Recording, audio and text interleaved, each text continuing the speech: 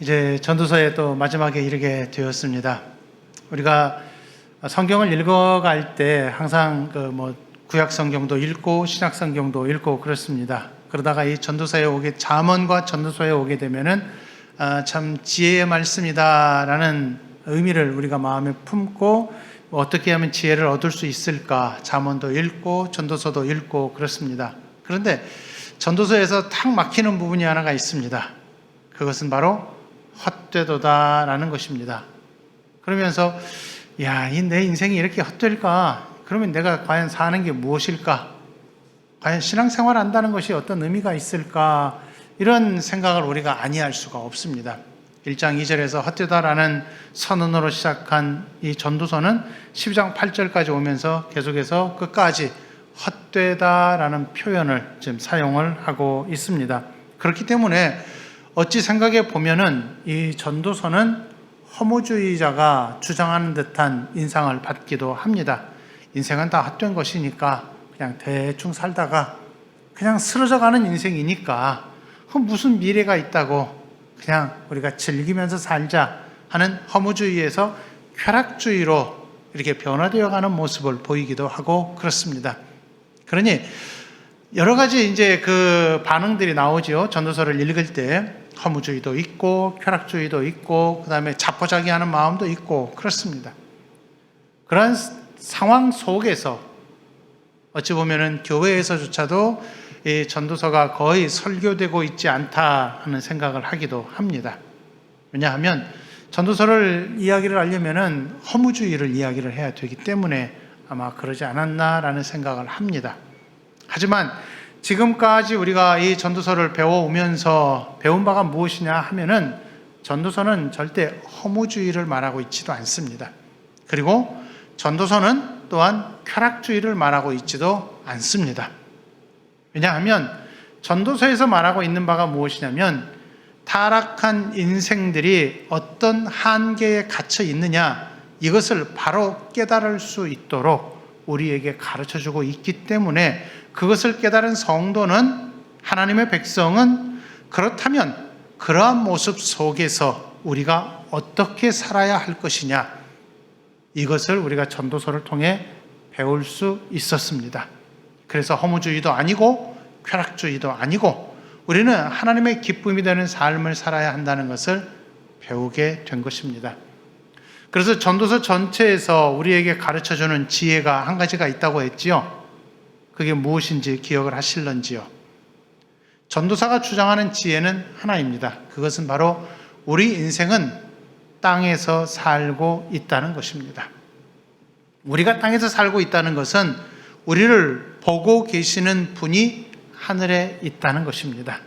하늘에 하나님이 계시고 우리 인간은 땅에 있어서 하나님께서 우리 인생을 늘 굽어 보고 계시기 때문에 우리가 하나님의 그 눈동자를 주의하면서 살아야 된다는 것이 우리가 전도서를 통해서 배우는 지혜입니다.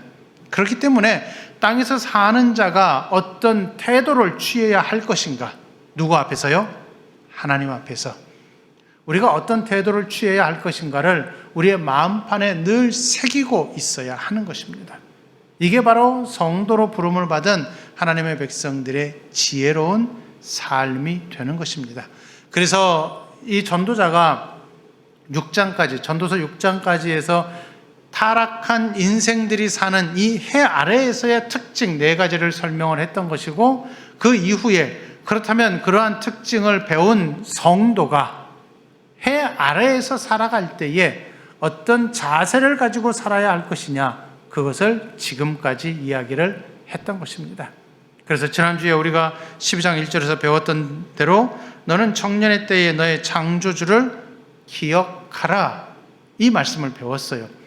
이 땅에서 우리가 살고 있기 때문에 우리는 누구를 반드시 기억해야 하느냐 하면은 하늘에 계시는 하나님을 우리가 반드시 기억해야 한다는 것입니다. 이게 하나님의 백성으로 이 땅에서 타락한 이 세상에서 우리가 이 세상에 동화되지 아니하고 이 세상에 영향을 받지 아니하고 하늘의 시민권을 가진 하나님의 백성으로서 이 땅에서 하나님의 영광을 드러내며 사는 가장 단순하지만 가장 중요한 삶의 방식이 되는 것입니다. 그래서 우리는 언제나 나의 창조주를 기억해야 합니다. 이건 많이 전도자가 우리에게 가르쳐주고 있는 것입니다. 그렇기 때문에 이 전도서는요, 결코 허무주의로 가득하지 않습니다. 헛되다고 말하고 있지만 그 헛되다는 의미는 누구에게 적용을 하고 있느냐 하면은 바로 타락한 이 세상에 사는 사람들에게 적용하고 있는 것입니다. 우리와는 차원이 다릅니다. 우리는 이미 거기에서 건짐을 받았기 때문에 우리는 허무한 삶을 살지 않습니다. 헛된 삶을 살지 않습니다. 타락한 이 세상에 사는 사람들만이 하나님을 모르기 때문에 그들은 왔다가 그냥 갈 뿐입니다. 시간 속에 갇혀 있지요. 태어나면서 죽고 그러고 나면은 그 이후의 삶은 하나님께서 영원한 삶을 허락하시지 않았단 말입니다. 물론 정확한 표현은요, 그들에게도 영원한 삶은 있습니다. 하지만 그들의 영원한 삶은 우리와 같이 영생의 삶이고 또 하나님의 은혜로 즐거워하는 삶이 아니라 지옥에서 고통 가운데 거하는 삶이 되는 것입니다. 그렇다면 우리는 그것을 삶이라고 말할 수가 없는 것입니다. 하나님의 창조하심의 목표가 무엇이었느냐 하면은 창조의 완성 이후에 우리가 영원토록 하나님을 즐거워하며 생명나무가 가득한 그곳에서 우리가 사는 것입니다. 그런데 세상 사람들에게는 그러한 삶이 지금 보장되어 있지 않아요. 그렇기 때문에 그들의 삶은 헛되다고 말할 수가 있는 것입니다. 다만 우리가 하나님의 백성으로 부름을 받았을 때에 이 땅에서 우리가 살아가는 동안에는 헛된 삶이 아니라 참으로 의미 있는 삶이고 참으로 귀한 삶이고 하나님이 기뻐하시는 삶이고 또 우리가 하나님을 즐거워하는 삶이 되었다는 것을 염두에 두고 살아야 하는 것입니다.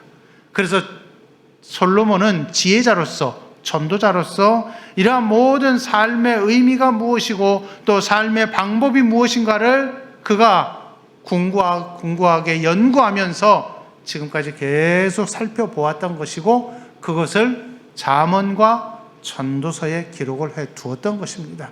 특별히 이 전도서를 통하여서는 무엇을 말하고 있느냐 하면은 삶의 본분이 무엇이냐 그리고 삶의 방향이 어디에 있느냐 이것을 가르쳐 줌으로써 우리 인생은 다시 말하면 하나님의 백성으로 부름을 받은 우리 인생은 절대 헛되지 않다는 것을 우리에게 강조하여 지금 말하고 있는 것입니다.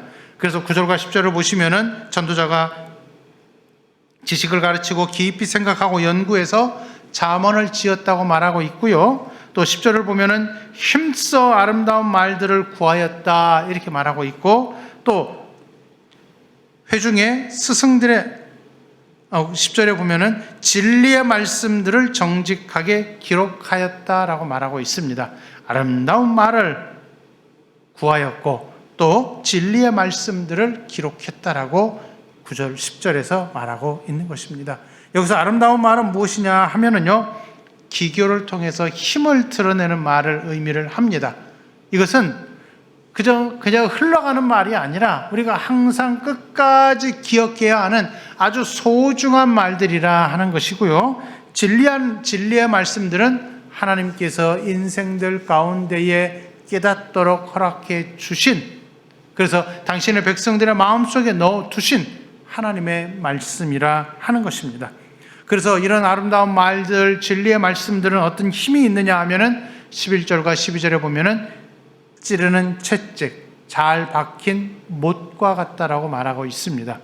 찌르는 채찍은 무엇이냐 하면은 이제 가축들을 이끌어 갈 때에 어떤 가축이 이제 곁길로 나가게 되면은 채찍으로 때립니다.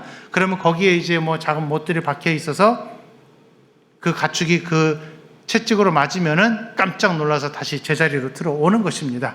그래서 우리가 잠언의 말씀들을, 지혜의 말씀들을, 아름다운 말들을 배우게 되면은 우리가 경고를 받고 깨달음을 얻고 다시금 제자리로 들어올 수 있다는 것입니다.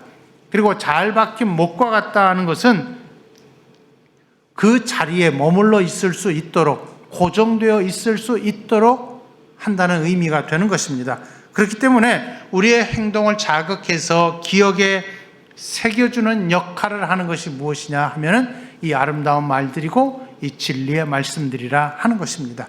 그렇기 때문에 우리가 하나님의 말씀을 배우고 하나님의 말씀을 마음에 품고 살아간다는 것은 그 말씀들을 통하여서 내가 충격을 받아야 하는 것입니다.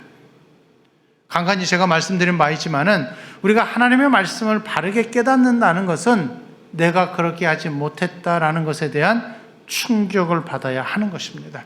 그리함으로 말미암아 거기에서 경고를 받고 거기에서 내가 돌이킴이 있어야 하는 것입니다. 항상 우리가 기도할 때마다 하나님 말씀 잘 듣게 하시고 깨닫게 하시고 하나님의 말씀대로 살게 하옵소서라고 우리가 기도하고 있지만 참 죄송한 표현인데요, 99.9%는 어쩌면 입에 발린 기도라 이렇게 말할 수도 있습니다. 왜냐하면 안 하잖아요. 우리가 그렇게 하기는 참으로 쉽지가 않습니다. 그러나 하나님의 말씀을 정말 배우고자 하는 성도라고 한다면은 그 하나님의 말씀을 들었을 때에 내가 충격을 받아야 하는 것입니다. 찌르는 채찍과 같이 내가 깜짝 놀라야 하는 것이고, 또 잘 박힌 못처럼 내가 거기에서 경고를 받아서 여기에 꼭 붙어 있어야 한다는 이러한 깨달음을 얻어야 하는 것입니다. 그것이 바로 지혜의 말씀이라 하는 것이고, 전도자가 이 전도서 전체에서 우리에게 가르쳐 주는 바가 바로 이것입니다. 찌르는 채찍과 같고 잘 박힌 목과 같이 우리에게 이 귀한 하나님의 말씀을 우리에게 전달해 주고 있습니다. 그래서 12절에서 이렇게 말하고 있습니다. 한번 보십시오. 내 아들아, 또 이것들로부터 경계를 받으라 했습니다. 여기서 말하는 이것들은 무엇입니까? 이것들, 여기서 말하는 이것들은 다른 것이 아닙니다. 지금까지 전도서 전체에서 솔로몬이 기록한 내용입니다. 그렇기 때문에 이것들로부터 경계를 받으라라고 하는 것은 하나님의 백성으로 이 땅에서 살아갈 때에 타락한 이 세상의 특징을 정확히 파악하고 그 속에서 우리가 육신을 가지고 잠시 동안 살아가지만 그렇게 살아가는 동안에 하나님의 백성으로서의 모습이 어떠해야 할 것인가를 이것들을 통하여서, 즉 전도서의 내용들을 통하여서 바르게 깨달으라 그 말입니다. 그리고 난 다음에 12절 하반절에 이제 이런 말씀이 나오지요. 많은 책들을 짓는 것은 끝이 없고 많이 공부하는 것은 몸을 피곤하게 하느니라. 자, 우리 자녀들이 잘 쓰는 말입니다. 성경 읽으라고 하면은 이런 부분이 꼭 읽어가지고, 아버지, 어머니, 성경에 이렇게 기록되어 있어요. 많이 공부하는 것은 몸을 피곤하게 하니까 공부 많이 하면 안 돼요. 이렇게 말하고 있어요. 과연 이것이 그런 의미일까요? 그렇지 않습니다. 여기서 전도자가 말하고 있는 바가 무엇이냐면, 과연 인생의 의미가 무엇일까? 그 궁극을 위해서 막 찾아내고 연구하고 고뇌하고 아파하고 막 힘써 모든 지혜들을 찾아다닌다 할지라도 그러한 것들은 다 헛될 뿐이라 하는 것입니다. 왜냐하면 모든 지혜는 어디에 있느냐? 전도서에 있다는 것입니다. 이 전도서만으로 충분하다는 것입니다. 그렇기 때문에 굳이 인생이 어디에 가가지고 인생의 의미가 무엇인가를 찾고 저쪽에 가서 또 찾고 할 필요가 없다는 것입니다. 왜요? 이것들 속에 다 들어있기 때문에 그렇습니다. 그래서 하나님의 백성으로 부름을 받았을 때에 인생의 의미가 무엇인가를 굳이 다른 데 가서 알려고 하지 말고 이 전도서를 읽어보면 다 들어있다는 것입니다. 여기에서 말하고 있는 12절 하반절 다시 보면 많은 책들을 짓는 것은 끝이 없고 많이 공부하는 것은 몸을 피곤하게 한다 하는 이 의미는요, 우리가 더 이상 공부할 필요가 없다가 아니라 하나님의 지혜를 배우는 데 있어서는 이 전도서만으로도 충분한 것이고, 전도서를 읽어가고 이 전도서를 통해서 배우는 바를 내 삶에 적용을 하면은 하나님께서 허락하신 지혜이기 때문에 그것으로 충분하다는 것입니다. 그러나 이것을 달리 적용하면 안 됩니다. 학생들이 말할 때 공부 많이 하면 몸을 피곤하게 하니까 공부하면 안 된대요. 이렇게 할 것이 아닙니다. 왜냐? 우리는 어차피 육신으로 살아가기 때문에 육신의 삶을 이 땅에서 유지하기 위해서는 이 땅의 자원을 얻어야 되고, 이 땅의 자원을 얻기 위해서는 세상이 요구하는 공부를 해야만 해요. 그래서 여기서 말하는 공부하고 세상이 요구하는 공부는 다른 것입니다. 우리가 학생으로서 공부해야 하고 또 청년의 때에도 공부해야 하고 또 장성하여서 나중에 가서도 공부를 해야 하는 이유는 이 땅에서 사는 삶을 유지하기 위해서 필요한 것이지, 그러한 것까지 안 해도 된다, 그런 말은 성경이 말하고 있지 않습니다. 성경이 말하는 것은 하나님의 백성으로서 이 땅에서 살아갈 때에 세상의 방식에 동화되지 아니하고 세상을 거슬러 살아갈 때에 필요한 지혜가 어디에 있느냐, 참된 하나님의 백성으로서의 삶의 모습이 어디에 있느냐, 그것을 깨닫고자 할 때에는 이 전도서로 들어오면 충분하다는 것입니다. 그래서 전도서를 읽고 배운 성도들에게 있어서 우리에게 요구되고 있는 바가 무엇이냐 하면은 13절의 말씀인 것입니다. 이 13절의 명령은 무엇입니까? 일의 결국을 다 들었으니, 이렇게 말하고 있어요.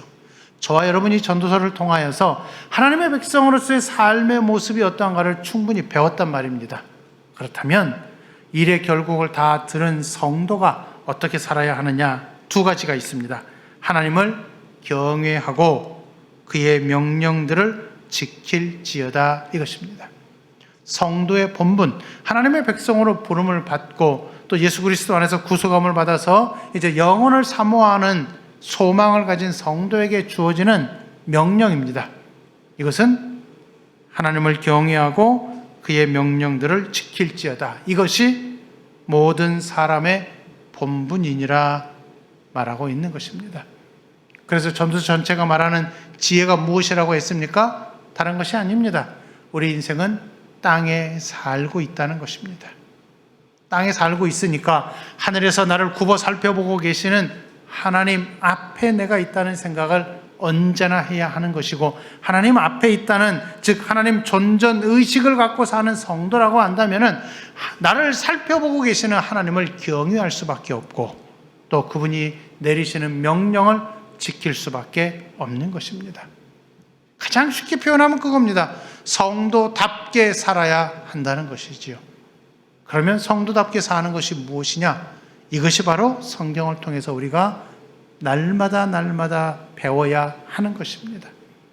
성경이 모든 것에 대해서 답을 주지는 않잖아요. 그래서 성경에서 말하고 있는 진리를 통하여서 우리는 그것을 삶에 어떻게 적용할 수 있을 것인가 묵상하면서 배워가면서 또 설교를 통해서 듣고 또 성경 공부를 통해서 듣고, 그러면서 그것을 우리 삶에 적용함으로써 하나님의 백성은 이렇게 살아야 한다 하는 모습들을 차곡차곡 쌓아가면서 우리가 성도의 모습으로 더욱 드러나야 한다는 것입니다. 그래서 웨스트민스터 소요리 문답 1번에서 우리에게 그렇게 묻잖아요. 인생의 본분이 무엇입니까? 물을 때에 우리는 이 전도서 12장 13절의 말씀을 해야 하는 것입니다. 소요리 문답 1번에서는 답을 그렇게 하고 있어요. 사람의 제일 되는 목적은 무엇인가? 사람의 제일 되는 목적은 하나님을 영화롭게 하고 하나님을 영원토록 즐거워하는 것이다 했습니다. 하나님을 영화롭게 하고 그분을 즐거워하는 것이다 했습니다. 자, 한 가지 질문을 좀 해볼 수 있습니다. 하나님을 영화롭게 하는 방법이 무엇입니까? 우리가 일반적으로 생각할 때에는 내가 어떤 일을 행함으로써 하나님께 영광을 돌리는 것이라고 생각을 합니다. 사실요, 우리가 하나님을 예배하는 이 자리에 왔을 때 이 예배를 통하여 하나님의 영광을 받으시옵소서 우리가 그렇게 기도하고 있지만, 사실은요, 우리는 연약한 인생이고 아직은 완벽하게 완성되지 못한 존재이기 때문에 하나님의 영광을 드러낼 수 없는 존재입니다. 그래서 하나님을 예배한다 할지라도 이 예배의 자리에서도 하나님의 영광을 우리가 드러낼 수 없어요. 하나님의 영광은 하나님이 직접 보이십니다.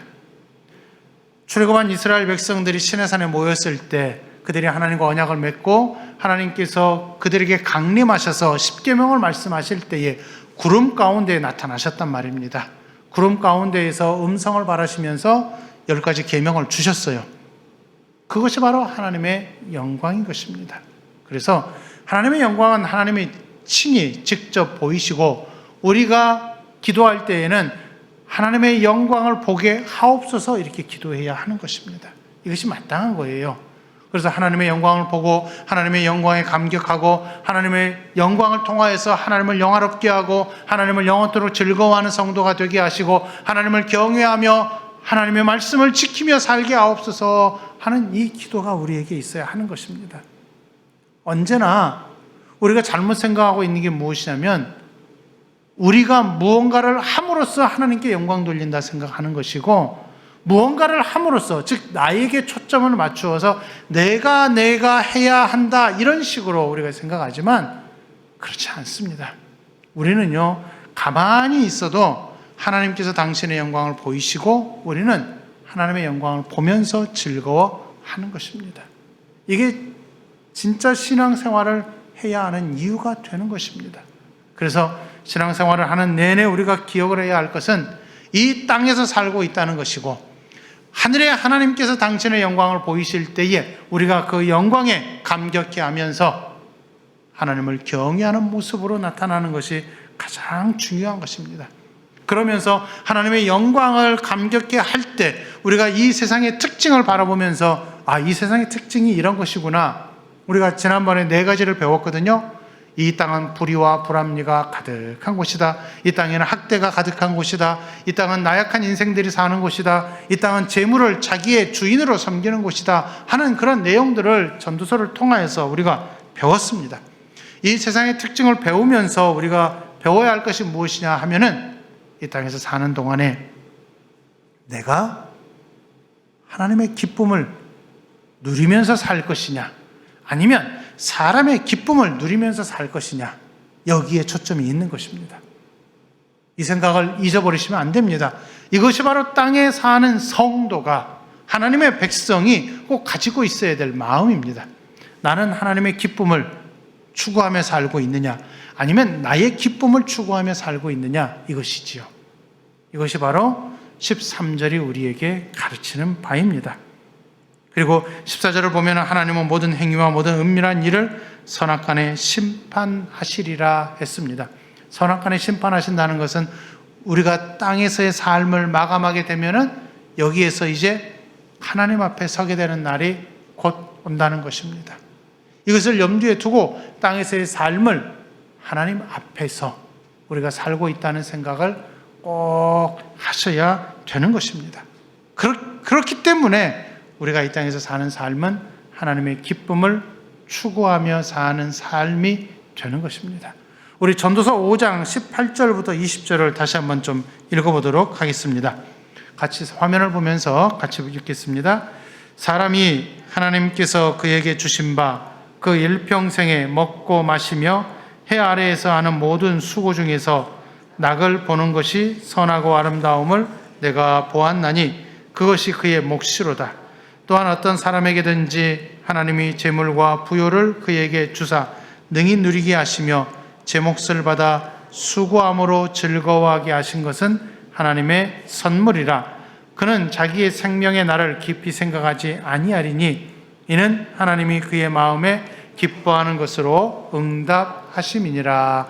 아멘.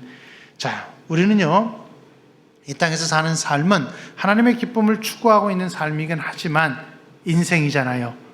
연약한 육신을 가지고 있기 때문에 우리는 수고할 수밖에 없는 인생입니다. 그러다 보면은 어느 때는 힘겨워하고 어느 때는 아파하고 어느 때는 우리가 이 감정적으로 굉장히 격해진 상태에서 우리가 살아갈 수도 있단 말입니다. 그러나 죄송한 말이지만 그것은요 내 감정이에요.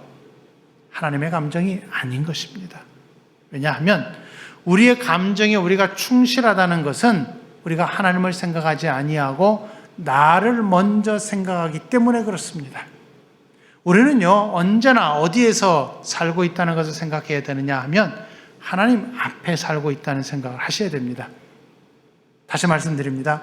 하나님 존전의식 이걸 잊지 마십시오. 하나님 존전의식을 가지고 사는 성도라고 한다면 하나님 앞에 내가 있기 때문에 내가 과연 하나님의 기쁨이 되느냐를 먼저 생각하는 것이지 나의 기쁨을 먼저 생각하지 않습니다. 그렇기 때문에 우리가 육신으로 살아갈 때에 연약한 모습들이 있을 것이고 또 아픈 일들을 우리가 경험을 하게 될 것이지만은 이런 모든 일들을 통하여서 내 감정이 격해지고 있지만은 이 감정은 언제나 내 감정이라 생각하십시오. 내 감정에 충실하게 되면요, 우리는 신앙생활하기 정말 힘들어집니다. 어쩌면 신앙생활을 포기하고 세상으로 떠나갈 수도 있을 것입니다. 그러나 이 감정 너머에 하나님이 나를 보고 계신다는 생각을 늘 하십시오. 그 감정은 감정으로 남겨두시고 항상 우리가 노력해야 될 것이 무엇이냐 하면은 감정을 넘어서서 누구를 바라보아야 합니까? 위에서 나를 보고 계시는 하나님을 바라보아야 하는 것입니다. 그것이 바로 하나님 존전 의식을 가지고 사는 성도의 삶이 되는 것이고, 그렇게 살아갈 때에 우리가 인생 가운데 살고 있지만은 수고함으로 즐거워하게 하시는 분이 나의 하나님이시라는 것을 고백하면서 우리가 살아가게 되는 것입니다. 그래서 하나님의 백성으로 만족하며 사는 것, 다시 말씀드립니다. 하나님의 백성으로 만족하며 사는 것, 이것이 바로 하나님을 경외하는 삶이 되는 것입니다. 우리가 지금까지 배운 바가 무엇입니까? 타락한 인생에게는요, 만족이 없어요. 세상 사람들을 보십시오. 얼마나 욕심 속에 가득 빠져 있습니까? 욕심 부리지 말고 우리가 적당하게 같이 나누면서 살자라고 아무리 말을 해도요, 내 거 하면서 얼마나 많이 움켜쥐려고 합니까? 맨 처음에는 집 한 채 있으면 감사하겠죠? 집 한 채 있으면 한 채 더 갖고 싶은 게 우리 인생의 욕심이에요. 어떻게 하면 20채, 30채를 가지고 있을까요? 그런 방법도 참 용하다라는 생각을 하는데, 우리 성도는 하나님께서 집 한 채 주신 것으로 만족하며 충분히 살 수 있어야 마땅할 것입니다. 그리고 나누어야 할 것입니다. 이게 우리 인생이 가지고 있는 성도가 가져야 될 생각입니다. 하나님이 주신 것으로 만족하고 하나님이 충분히 채워주신다 하는 그런 생각을 가지고 우리가 하나님 한 분만으로 만족하며 사는 삶이 되어야 한다는 거예요. 왜요? 하나님께서는 우리가 어떤 상황에 있다 할지라도 우리가 얼마나 연약한지를 알고 계시기 때문에 우리의 모든 필요를 그래서 더욱 채워주시는 분이 우리의 하나님이시기 때문에 그렇습니다. 이것을 어디에서 배우느냐 하면 출애굽에서 배우잖아요. 이스라엘 백성들이 광야 생활하는 동안에 얼마나 많은 불평을 했습니까?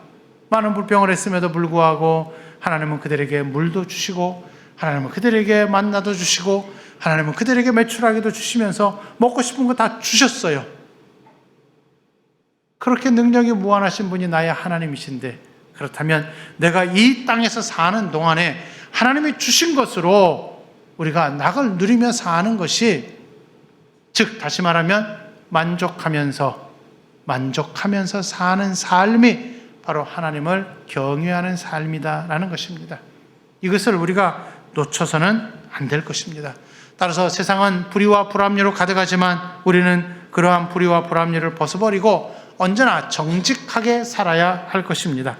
또 이 세상은 굴림하여서 학대를 일삼고자 하는 곳이지만은 그러한 지배의 마음을 벗어버리고 함께하는 삶, 서로 섬기며 도와가는 삶으로 사는 것이 우리의 성도의 삶이라는 것을 잊어서는 안 될 것이고요. 또 인생의 나약함을 벗어나서 하나님을 의지하는 삶으로 가득해야 할 것입니다. 그리고 마지막으로 하나님께서 허락하신 것으로 만족하는 삶을 사는 것이 우리 성도가 마땅히 지켜야 될 삶이라는 것을 잊지 마시기 바랍니다. 왜 그렇습니까? 왜 그렇죠? 우리가 이 땅에서 사는 삶을 마감하게 되면 우리가 어디에 서게 됩니까? 고린도후서 5장 9절과 10절을 보겠습니다. 아까 교동문에서 읽었지만 우리 같이 읽겠습니다. 그런즉 우리는 몸으로 있든지 떠나든지 주를 기쁘시게 하는 자가 되기를 힘쓰노라. 이는 우리가 다 반드시 그리스도의 심판대 앞에 나타나게 되어 각각 선악간에 그 몸으로 행한 것을 따라 받으려 함이라. 아멘. 우리의 마지막은 하나님의 심판대 앞에 서는 것입니다. 그때 하나님께서 우리에게 물어보실 것입니다. 너는 하나님을 경외하는 삶을 살았느냐? 너는 하나님께서 너에게 준 명령을 다 지키며 살았느냐? 이렇게 물어보실 것입니다. 그러할 때 우리의 대답은 무엇이 되어야 할 것입니까? 하나님, 저는 하나님을 경외하며 하나님의 명령들을 다 지키며 살았습니다. 하나님을 바라보면서 하나님 존전의식을 가지고 하나님 한 분만으로 만족하는 삶을 살았습니다. 이렇게 대답할 수 있을까요? 혹시 지금까지는 그런 대답을 못한다 할지라도 지금부터 준비하시면 됩니다.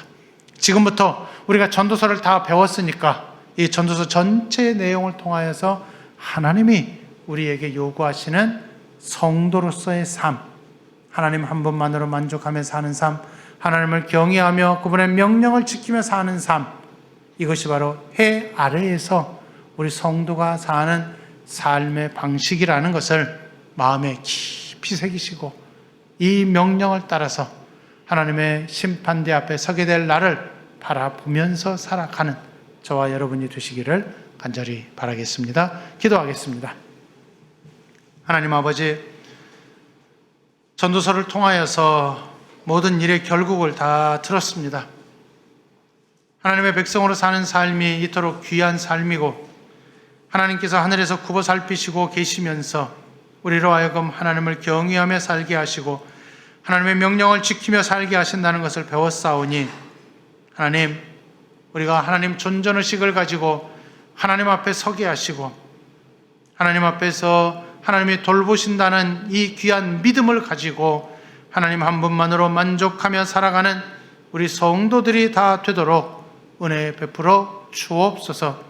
나 같은 것이 어찌 이리 귀한 은혜의 자리에 있는가를 다시 한번 생각하면서 하나님 한 분만으로 우리의 삶이 아름답다, 즐겁다, 만족한다, 감사한다 라는 이 귀한 고백들이 우리 성도들 가운데 가득하도록 도와주옵소서. 이 한 주간을 살아가면서 우리 성도들이 이 귀한 믿음을 가지고 살게 하시고 선악간에 하나님의 심판대 앞에 서게 될 터인데 그때 우리가 칭찬받는 우리의 믿음이 되도록 주께서 우리를 인도하여 주옵소서. 이를 위해서 이번 한 주간도 이 말씀을 마음에 깊이 새기고 살아가는 우리 성도들이 되게 하옵소서. 예수님의 이름으로 기도하옵나이다. 아멘.